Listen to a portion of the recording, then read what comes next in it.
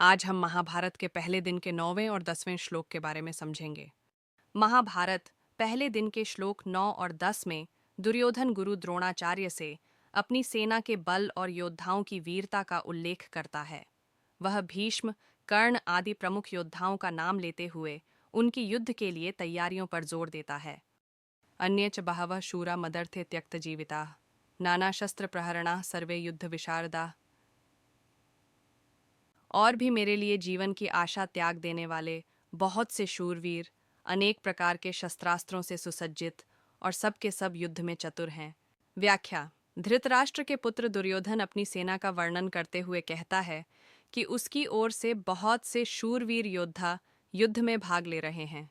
ये सभी योद्धा विभिन्न प्रकार के अस्त्र शस्त्रों से सुसज्जित हैं और युद्ध के सभी कौशल में निपुण हैं। यहाँ कुछ महत्वपूर्ण बिंदु हैं। दुर्योधन अपनी सेना की तारीफ करता है और उसके योद्धाओं को शूरवीर बताता है। यह उसका अहंकार और आत्मविश्वास दर्शाता है। त्यक्त जीविताः का अर्थ है जो अपने प्राणों की परवाह नहीं करते। यह योद्धाओं के त्याग और समर्पण भाव को दर्शाता है। नाना शस्त्र प्रहरणा बताता है कि सैनिक विविध प्रकार के हथियारों से लैस हैं। इससे पता चलता है कि कौरव सेना अच्छी तरह से तैयार और सुसज्जित है। युद्ध विशारदा शब्द से स्पष्ट है कि ये योद्धा युद्ध कला में कुशल और अनुभवी हैं। यह श्लोक कौरव पक्ष की सैन्य क्षमता और मनोबल को उजागर करता है। दुर्योधन को अपनी सेना पर पूरा भरोसा है, लेकिन साथ ही यह उसके अहंकार और अति आत्मविश्वास को भी दर्शाता है, जो आगे उसके पतन का कारण बनेगा।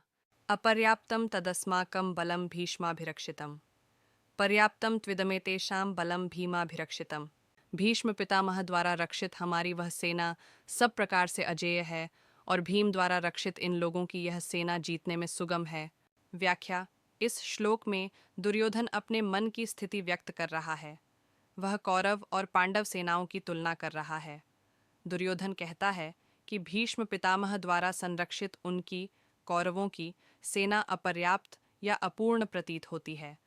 वहीं दूसरी ओर भीम द्वारा संरक्षित पांडवों की सेना पूर्णतः सक्षम और पर्याप्त लगती है।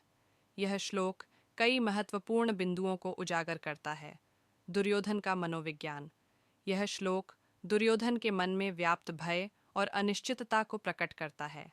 वह अपनी सेना को कमजोर मान रहा है, जो उसके आत्मविश्वास की कमी को दर्शाता है। नेतृत्व का महत्व। दुर्योधन भीष्म और भीम के नेतृत्व की तुलना कर रहा है।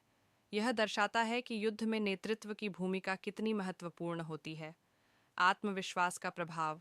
दुर्योधन का यह कथन दर्शाता है कि युद्ध में केवल सैन्य शक्ति ही नहीं, बल्कि आत्मविश्वास और मनोबल भी महत्वपूर्ण होते हैं।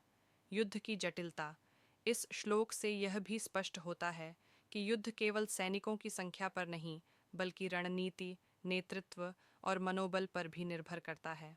निष्कर्ष। यह श्लोक महाभारत के युद्ध की शुरुआत में दुर्योधन की मानसिक स्थिति का एक महत्वपूर्ण चित्रण है। यह दर्शाता है कि कैसे एक नेता का दृष्टिकोण पूरे युद्ध को प्रभावित कर सकता है।